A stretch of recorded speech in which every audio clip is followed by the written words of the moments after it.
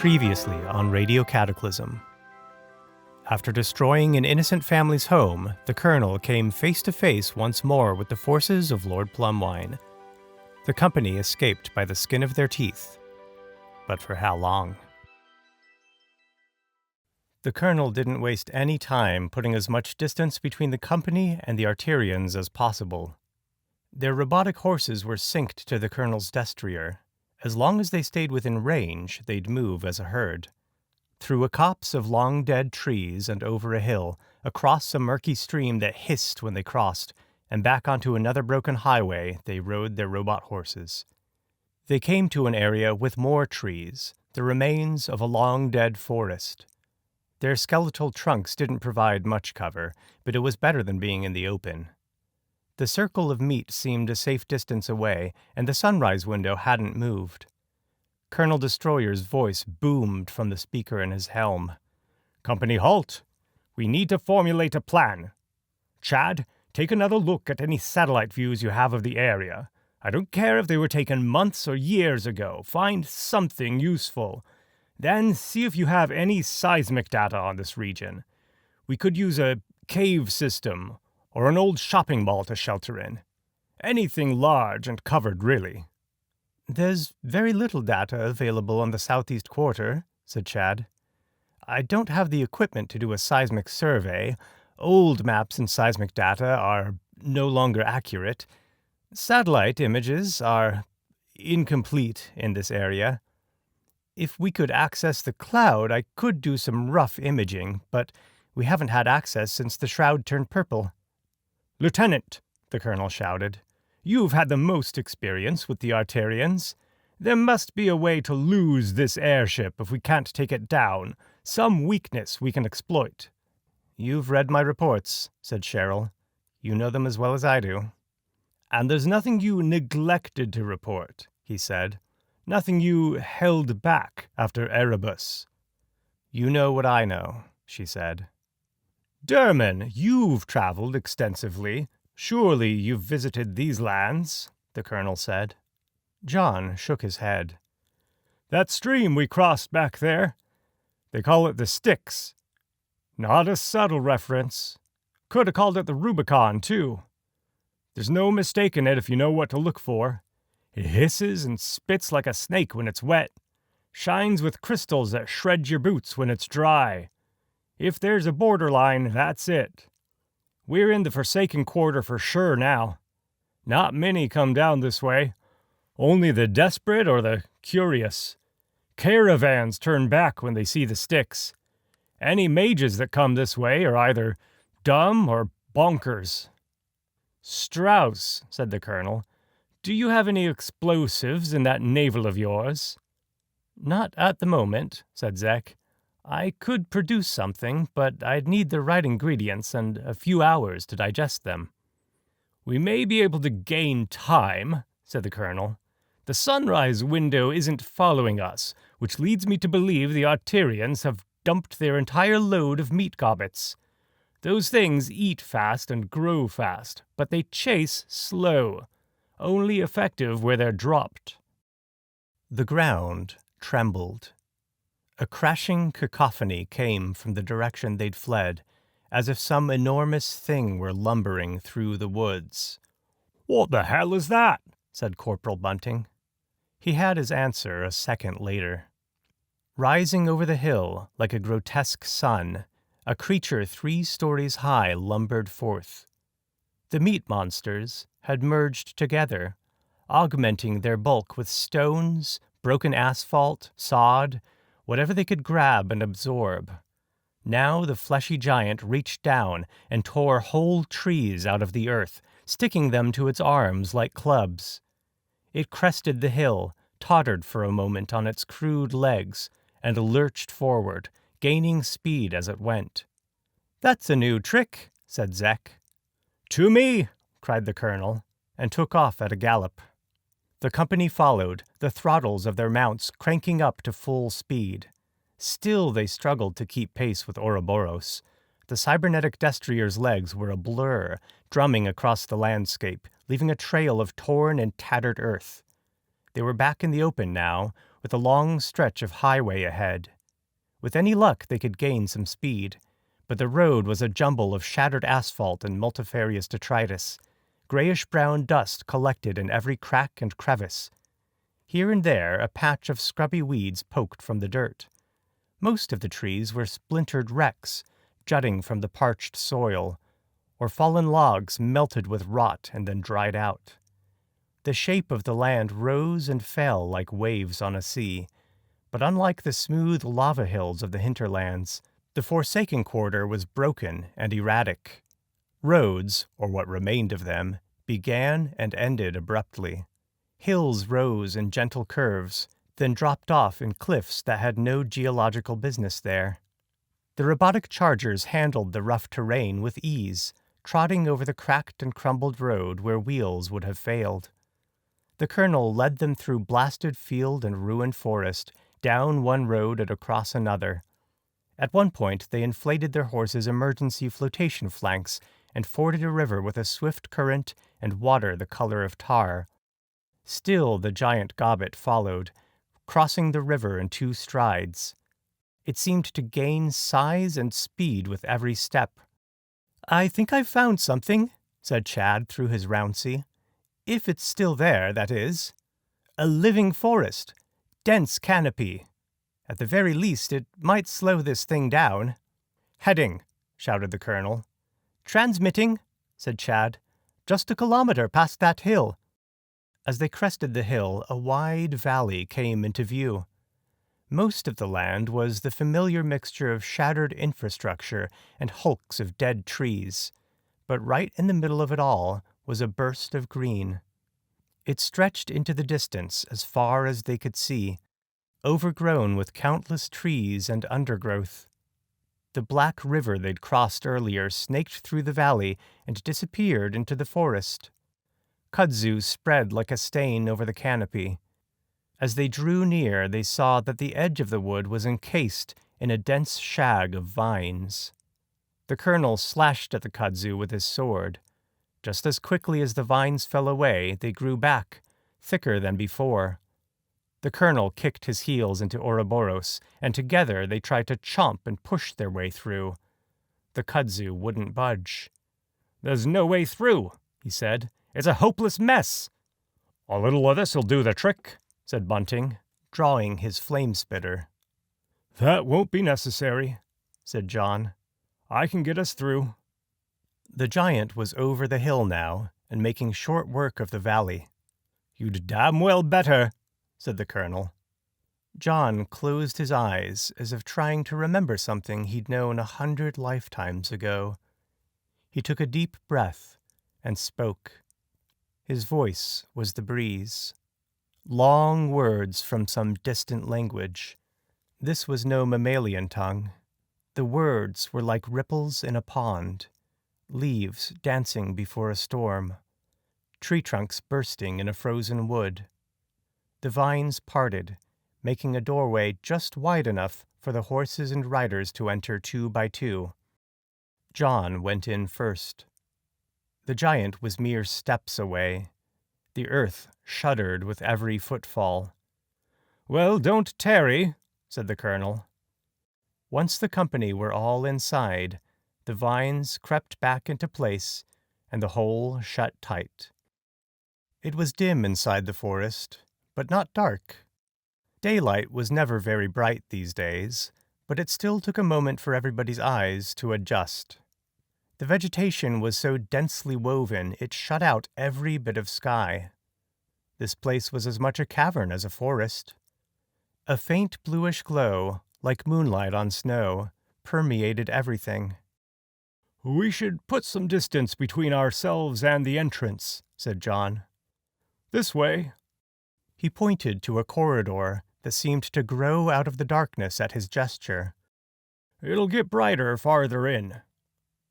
The company followed John down the corridor. It did get brighter. Not as bright as day, but plenty to see by. The blue tint was joined by shades of green and earth-tone shadows. As they went farther into the woods, they saw that some of the light came from old incandescent light bulbs that hung from vines, their filaments replaced by stamen-like growths with a pulsing glow. The ground had stopped its trembling for a minute, but now it resumed. A belching roar came from high above, and closer than was comfortable. "It's reached the edge of the forest," said John, "but we should be far enough inside to be safe." He spoke again in the tongue of the woods, brief but urgent. The canopy crashed and ripped as the giant tore away fistfuls of kudzu and treetops. Daylight poured in. The creature shoved the foliage into its body, festooning itself with shreds of greenery, then reached down and tore away more. It didn't have proper eyes, but it seemed to spot the group or smell them. It took a step into the forest, not crushing the flora where it stepped, but engulfing it with its pink and purple mass. It towered over the company, almost close enough to reach down and grab them. "Derman, if you have some sort of plan, this would be the time to spring into action," said the colonel. "I've done all I can," said John. "The woods will do the rest. Look, it's already starting." He pointed at the giant's midsection. The kudzu was climbing the giant's legs like a spreading stain. The giant tried to lift a leg to shake it loose, but the vines held tight. It pawed at the kudzu, but the vines grew faster than it could peel them away. The vines climbed higher, drilling in with roots that sprouted instantly and squeezing the meaty figure with curling tendrils.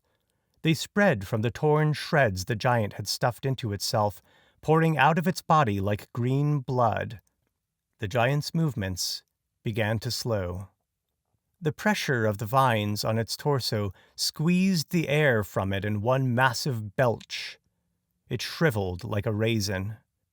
Within minutes, it was just a tower of leaves, swaying gently in the breeze.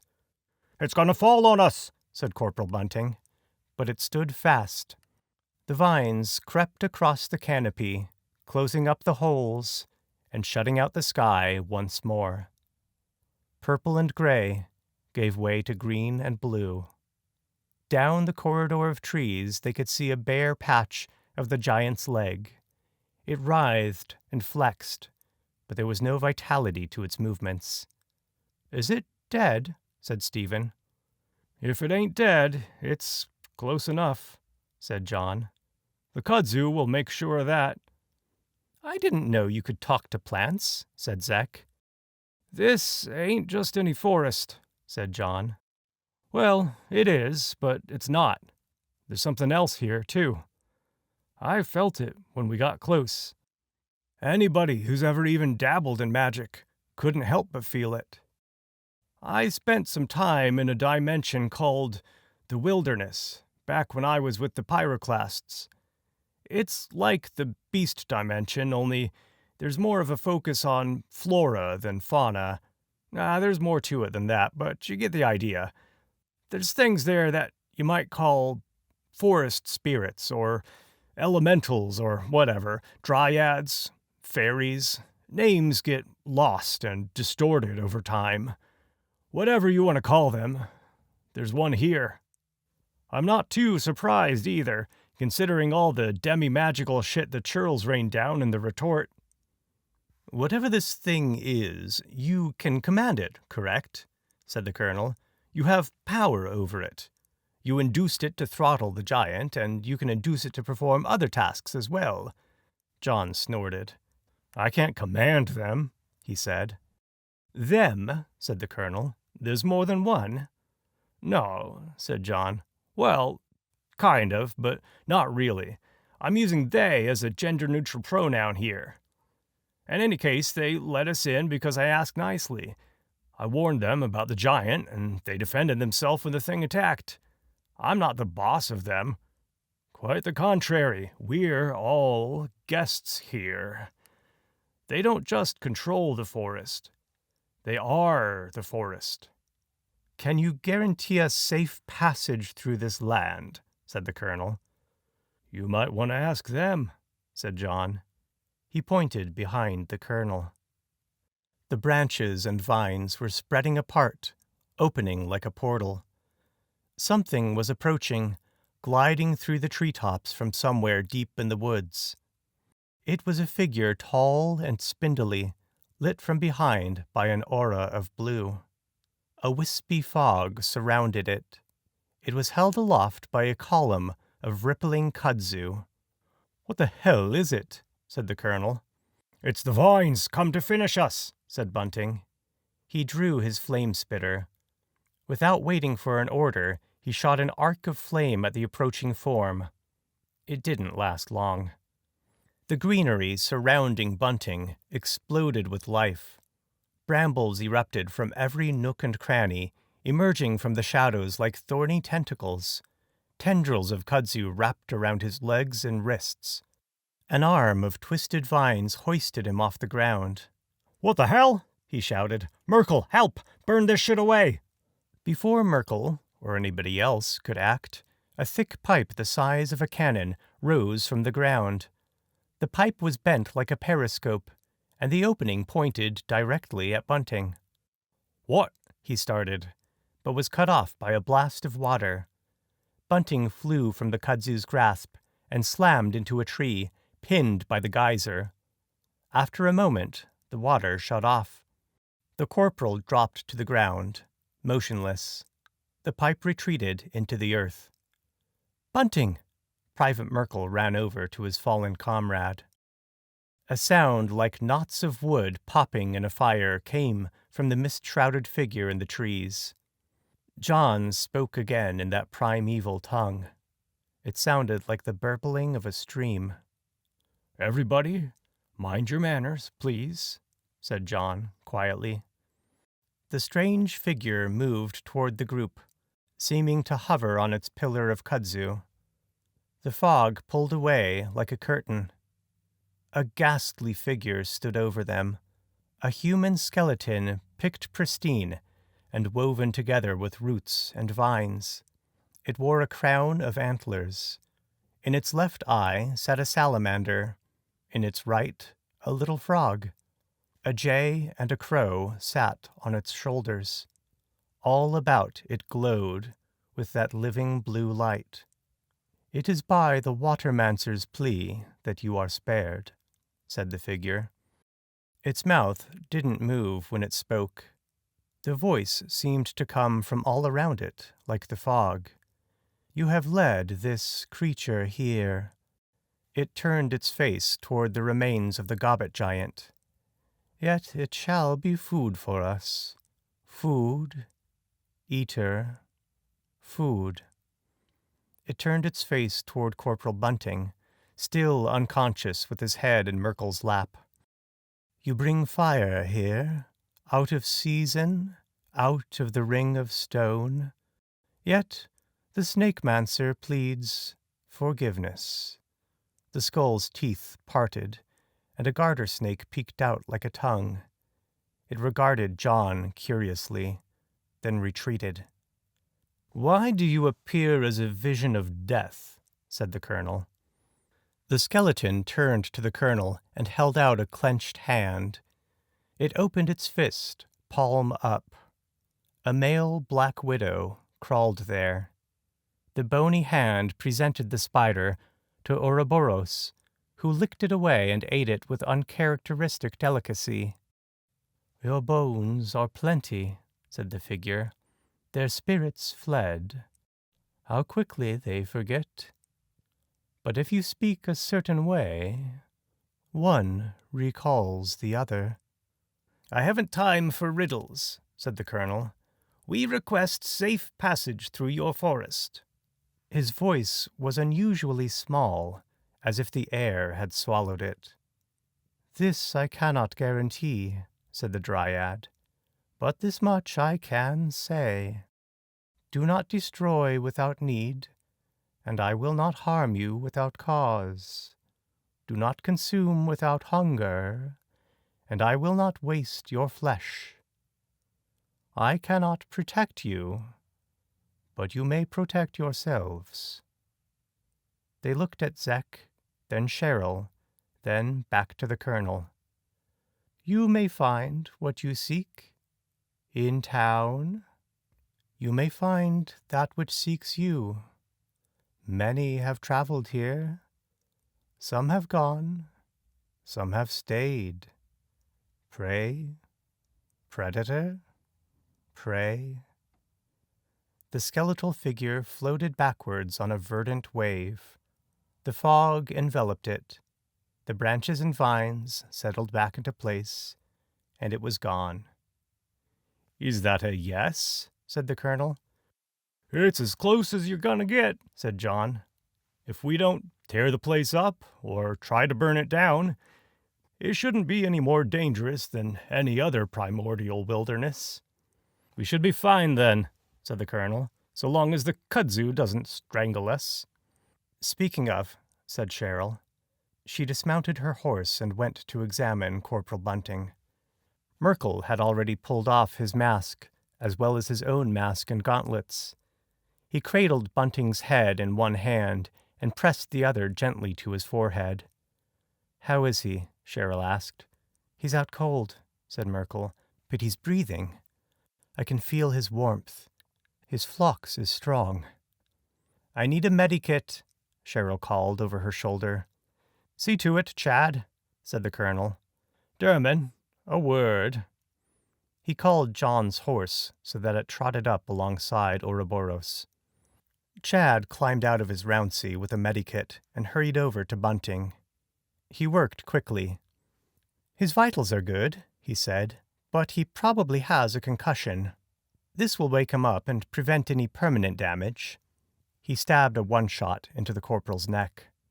Bunting opened his eyes and sat up with a gasp. He locked eyes with Private Merkel.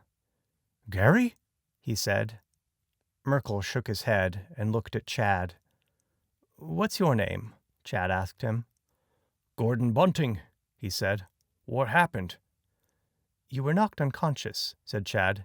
"Can you tell me how?" Bunting thought for a second. "I can't remember," he said. "What's your rank?" said Chad. "Corporal. In the Tephra." "Good," said Chad. "What's his name?" "Private Merkel. Newt Merkel." "What year is it?" 2035. "What's my name?" "Chad. You're the Colonel's squire." Chad held up 3 fingers. "How many?" "3, said Bunting. "Good. You were only out for a minute. I gave you a shot that should fix you up, but if you have a headache, take 2 of these." He handed Bunting a packet with 2 pills inside. "If you feel nauseous, let yourself vomit, but stay hydrated, and let me know.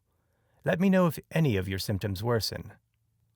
"Oh, I remember," said Bunting. "I remember now. The vines came. The forest, it's alive. I tried to torch it. I got hit by a blast of water, and the vines, they grabbed me. They were all over."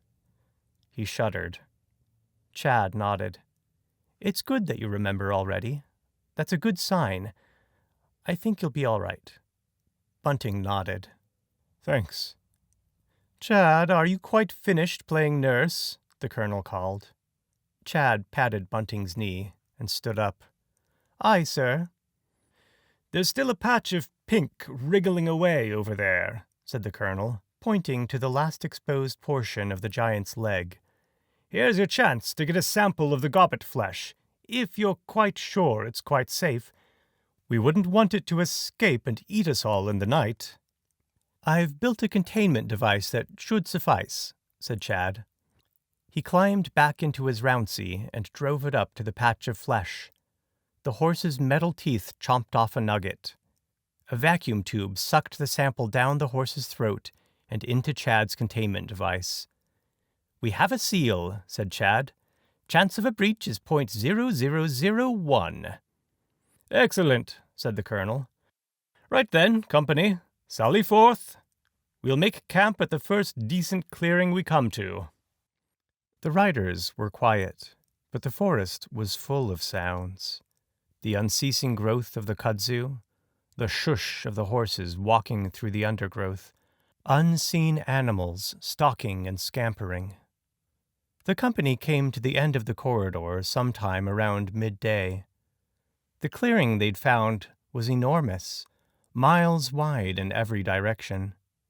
The canopy stretched far overhead, dense and lush.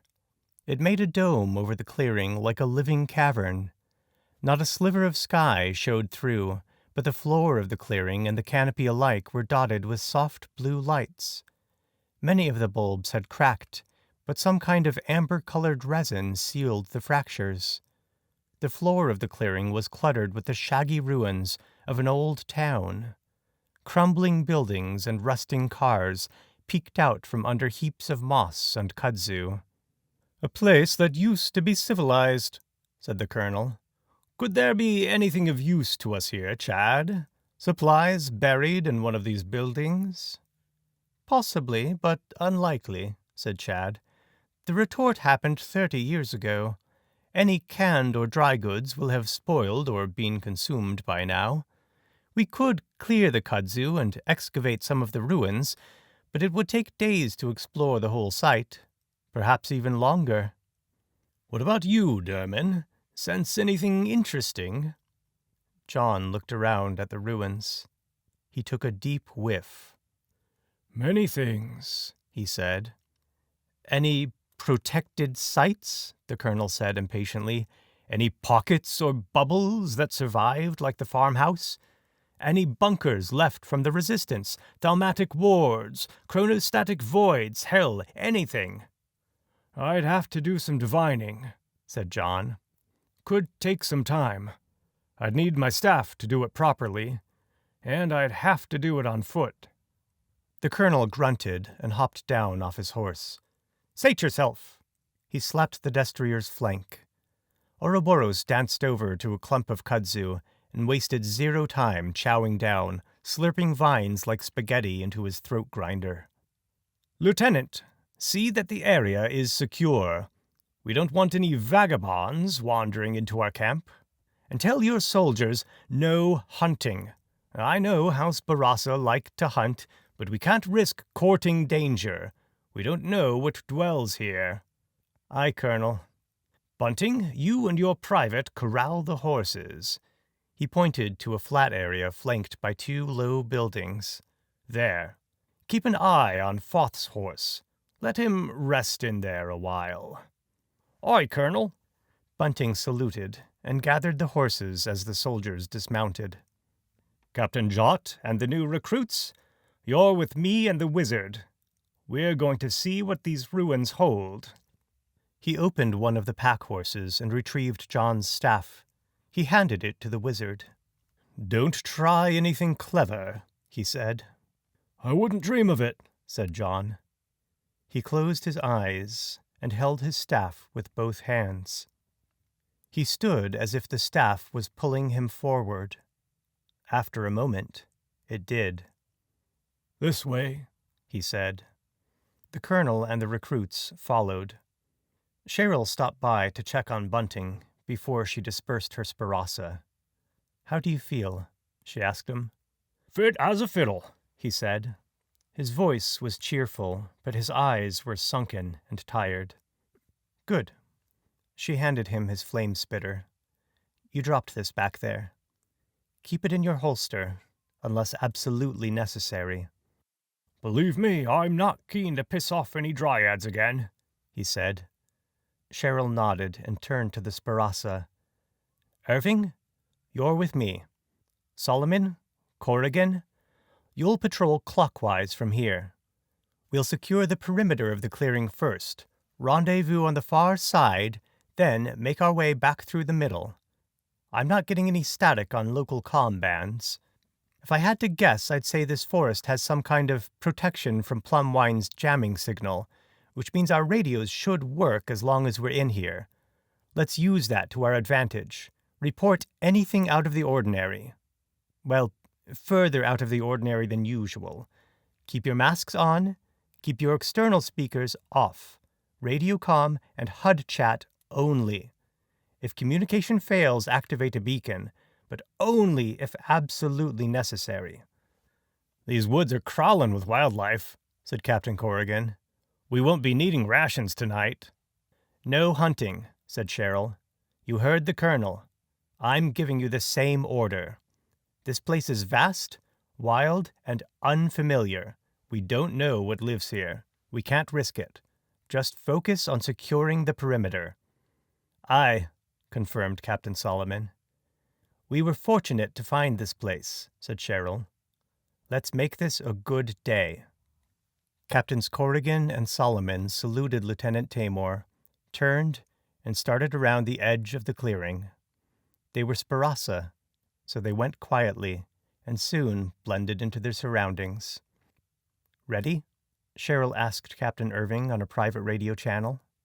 Irving sent an affirmative ping to Cheryl's HUD, a soft ball of green. HUD chat was a silent language, imperceptible to others.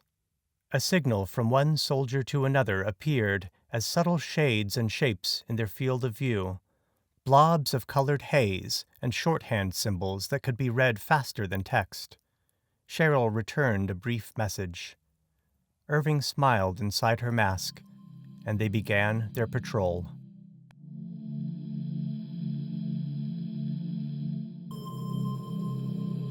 Welcome back to Radio Cataclysm, an audiobook podcast bringing you stories from the Zeck universe and beyond. I'm David Jewell. I've always been a little creeped out by dense, shaggy vegetation. I remember a family vacation we took to the Smoky Mountains when I was a kid. And I remember watching out the car window as we passed by all these big, huge heaps of kudzu. Maybe it's like a fear of the dark. You know, you can see these shapes, but you can't really tell what they are or what's behind them. It only made it worse when I found out how fast kudzu grows. They say if it's a quiet day, you can hear it creeping. Hey, if you like the show, you can subscribe wherever you get podcasts. If you'd like to get new episodes a week early, you can support the show on Patreon at patreon.com/radiocataclysm. There you'll also find microfiction in the show notes, adding little bits of lore and side stories that you can't get anywhere else. The text version of this story is available at whatnotetc.com. That's whatnotetc.com. And of course, you'll find that a week early over on Patreon as well. If you'd like to skip the wait and get the whole thing at once, the book itself is available in paperback, ebook, and audio from Amazon, and an ebook from itch.io. And there are links to all of that in the show notes. Until next time.